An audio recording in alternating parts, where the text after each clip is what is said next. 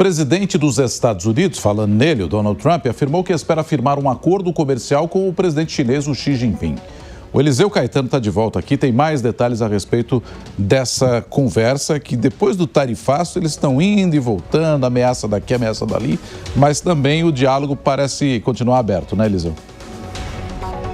Sim, Nonato, o diálogo continua aberto, assim também como a data para o tarifaço contra a China entrar em vigor, viu? Então, muita atenção a isso. 1º de novembro próximo, se não houver até lá ou um acordo ou um ajuste de datas, o tarifaço contra a China deve entrar em vigor e com ali uma possibilidade de chegar em alguns produtos a taxa até 157%. E aí, é claro, por causa disso, as diplomacias das duas maiores potências do mundo seguem trabalhando a todo vapor, de acordo com as informações tanto da Casa Branca quanto por parte do governo chinês.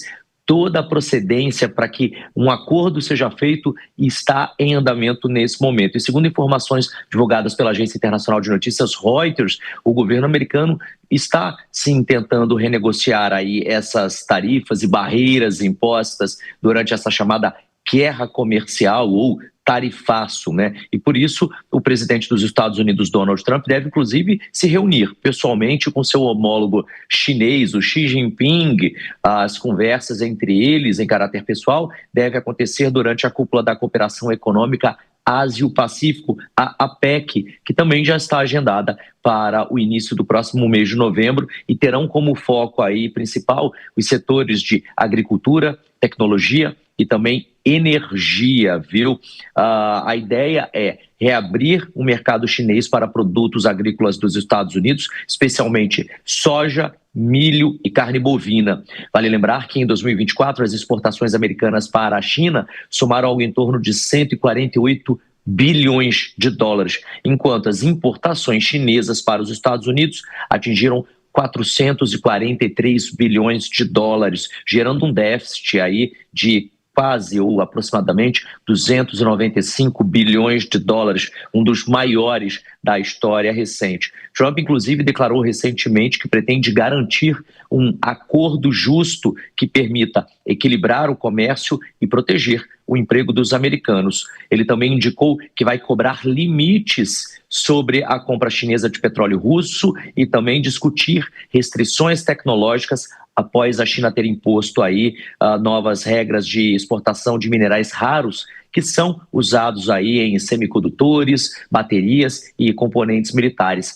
Analistas políticos aqui nos Estados Unidos destacam que esse encontro deve acontecer no momento de tensão alta por conta do deadline, do ponto final, do dia do acerto de contas entre Estados Unidos e China. Então, por causa disso, os diplomatas de ambos os países estão trabalhando. Inclusive, já há uma proposta americana por parte do secretário do Tesouro, do Scott Bessent, foi dele que partiu essa ideia de estender, né, esse prazo que se encerra dia 1º de novembro para a entrada do tarifaço contra a China por mais 90 dias, ou seja, mais 3 meses, empurrando essa decisão literalmente para o início do próximo ano, para o início de 2026. E a China, em contrapartida, segue acusando os Estados Unidos de tentarem conter o seu avanço, não apenas tecnológico, né, mas também político, especialmente em países da América Latina, como é o caso do Brasil, do ponto de vista tecnológico, com sanções e barreiras a chips avançados. Enquanto isso, o Washington denuncia práticas de espionagem e até mesmo roubo de propriedade intelectual. Os mercados internacionais vão, obviamente, como não poderia deixar de ser, reagir a isso e a gente vai saber daqui a pouquinho quando as bolsas abrirem no mundo inteiro. Eu volto com vocês no estúdio do Jornal da Manhã. Eliseu Caetano, direto dos Estados Unidos, muito obrigado. Eliseu, esse assunto também para a gente trazer aqui o Túlio Nassa, que está com a gente analisando os temas nessa manhã. Fato é, né, Túlio, que a gente observa aí essa discussão comercial entre China e Estados Unidos, mas as tarifas que o Trump estaria propondo e a China devolvendo não interessam para ninguém, que praticamente inviabilizariam o comércio. Então acho que o melhor caminho é conversar mesmo, né? Pois é, seria uma boa conversa. Quem sabe fosse suficiente para resolver esse problema, mas não é, Nonato, infelizmente não é, o buraco é muito mais embaixo. Depois de uma guerra fria que estava pautada pela questão nuclear, nós vivemos hoje uma guerra tão ou mais preocupante, que é a guerra econômica. Veja só, tem um cientista político norte-americano, Edward Luttwak, que cunhou um termo que chama geoeconomia. Hoje o domínio mundial não é apenas por questão nuclear, por questão militar. O domínio mundial se dá por questões econômicas. E os Estados Unidos, nos últimos 20 anos, se desindustrializou. Ele permitiu e se aproveitou da mão de obra barata da Ásia e passou a comprar produtos, importar produtos e não mais exportar. A sua balança comercial hoje tem um déficit de $1 trilhão.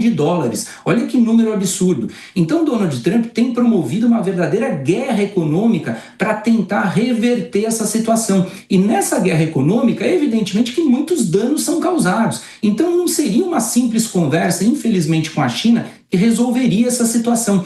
Há questões estratégicas, inclusive nas quais o Brasil é protagonista. O Brasil pode ser um pivô importante disso. Por exemplo, a questão das terras raras. A China é a maior reserva de terras raras do mundo, algo que interessa muito aos Estados Unidos, a sua indústria automobilística em relação às baterias, e a China já anunciou que vai colocar restrições à exportação desse minério. Então o Brasil, que é a segunda maior reserva, pode entrar nessa jogada, pode se beneficiar em relação a isso. Questões também como o óleo diesel da Rússia, a Índia já falou que vai deixar de comprar. O Brasil também pode entrar nessa linha e ter uma carta importante para negociar com Donald Trump. Por essas e por outras, Donato, essa questão aí de uma guerra econômica mundial é uma questão muito preocupante que o Brasil tem que se posicionar de maneira cautelosa, assertiva e estratégica. Cabe a nós ajudar e não atrapalhar.